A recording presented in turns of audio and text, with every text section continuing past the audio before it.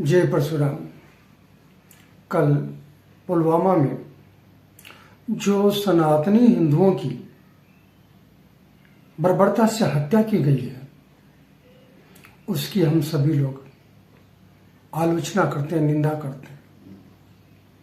हम विचार करके देखें, जब भी कोई भी सनातनी पर्व होता है, कोई भी सनातनी उत्सव होता है, तब और जब सनातन के समर्थन में कोई कार्य होता है, तब ये सनातन विरोधी सक्रिय होकर के चारों दिशाओं से, दसों दिशाओं से अपने कुकृत्यों के द्वारा निंदित कार्य करते हुए सनातन के ऊपर ही प्रहार करते हैं।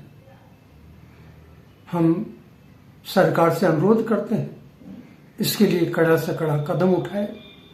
जो भी कानून बने हुए हैं, उन कानूनों में अपराधी अपराध करके आराम से बिना सजा के निकल जाता है।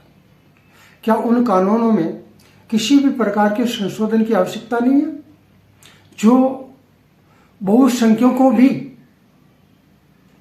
त्रास देने में पीछे नहीं हटती?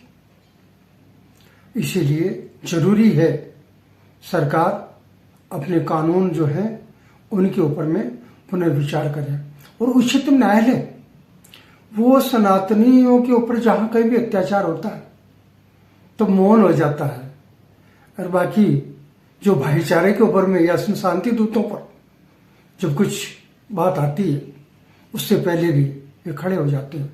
क्या हमारी न्यायपालिका इसी प्रकार से एक तरफा न्याय करती हुई चलेगी क्या? हमें अपने आप को भी संगठित, सुव्यवस्थित करना जरूरी है, ताकि हमारा संगठन होगा, हम सबल रहेंगे तो किसी भी प्रकार का आक्रमण करने की, किसी भी विजातीय तत्वों में सनातन प्रहार करने की हिम्मत जुटा नहीं पाएगा।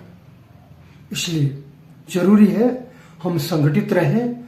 संगठित होकर के हम अपने हितों के लिए सरकार से गुहार लगाएं, आवाज लगाएं, वहां तक अपनी आवाज को पहुंचाएं।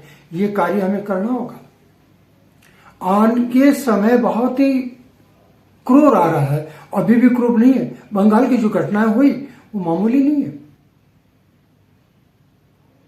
इस प्रकार की कई घटनाएं बार बार दोहराई जा रही हैं पर ये कल की घटना पुलवामा की, जिसकी हम सभी निंदा करते करते थक रहे हैं, मगर फिर भी क्या कोई लाभ है? नहीं। जब तक हम संगठित होकर के एक आवाज में मिल करके, एक आवाज के साथ में एक आवाज नहीं उठाएंगे, तब तक कुछ भी नहीं होगा। इसलिए जरूरी है संगठित हो जाओ और सनातन के लिए आवाज उठाओ।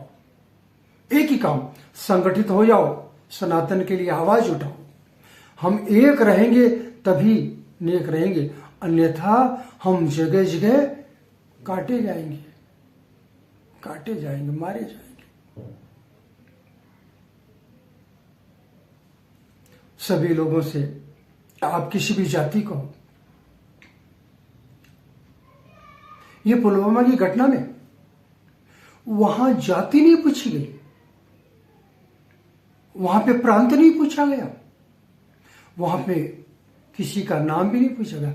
एक ही चीज पूछी गई, आप कौन से धर्म को मानने वाले हैं। और ऐसा नहीं हुआ तो क्या हुआ, किसी ने अपने आप को इस्लाम धर्म का बता दिया, तब तो उसके निर्वस्त्र करके और उसका खतना भी देखा गया। यानी धर्म के नाम से हत्याएं की जा रही है, और हम सनातनी ऐसे हैं कि धर्म के नाम से संगठित नहीं हो रहे, अनेक जातियों में बंट करके अपने आप को असुरक्षित करते हुए दूसरों को प्रोत्साहन दे रहे हैं। इसीलिए संगठन भी अति आवश्यक है, और संगठित होकर के आवाज उठाना भी अति आवश्यक है। कानून अपना काम करे, पर हम संगठित रहें। जय परशुराम।